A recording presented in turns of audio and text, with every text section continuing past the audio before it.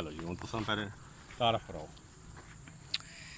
ये जी अस्सलाम वालेकुम जनाब, मैं हकीम परवेज़ बोलना। ये साढ़े नाल मेरे दोस्त ने हकीम मोहम्मद अख्तर साहब ने और बेहतरीन हकीम ने, अच्छे सन्यासी ने, बूटियां ने मतलब माशाल्लाह बहुत कुछ जानने ने और बहुत महारत रखने बूटियां ने बारे विच। ते ये इंशाल्लाह तुसां की बूटियां तारफ करासन। जनाब अली की बूटी में पट्टी है जी इसी सारे लोग बागौर मेरे दोस्त जड़े वो सारे अहबाब इसी सारे पहचानी किनो। ये बूटी है जिसने मतलब के गलाने कि इसी आशिक पारा आख्या जाना, इसी आशिक पारा आख्या जाना। तो इसने नाल ही जड़ा एक और भी लगी है, ये इसे नहीं एक किस्म है। ये देखी किनो तुसा ये जी है इसकी नहीं एक खास किस्म है, लेकिन ये जी है ये मखसूस किस्म है। इसी आशिक पारा गिनिया जाना है। पारे नहीं आशिक बूटी है ये पारा। इसने थोड़े जे पानी जनाब अली पाउडर हो जाना, रगड़ने पाउडर हो जाना अग तो बगैर।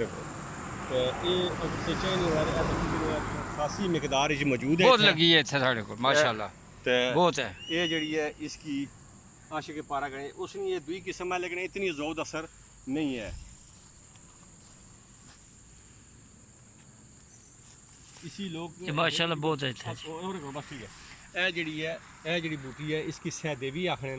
तो ये सहदेवी की किस्म है जी सी, लेकिन ये सहदेवी नहीं, ये भी सहदेवी गिनी जानी है। लेकिन इसी आशिक के पारे ना तो बड़ी मशहूर है, जिसको जड़े भी लोग तक कोई इसने देखो इसने नीचे बुर मौजूद है। ये बिच सब तो बड़ी इसकी पहचान है कि इस टाली पर बुर होनी है छोटी छोटी सफ़ेद रंगनी। तो ये बड़ी अक्सीरी बूटी है और ये भी बहुत कम जगह पर मैसर है, हर जगह ये नहीं मिलनी।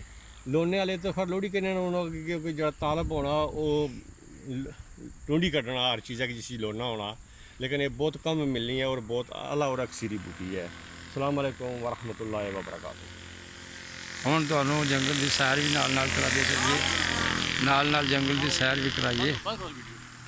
ये जंगल की सैर भी इन्होंने करा छोड़िए थोड़ी जी।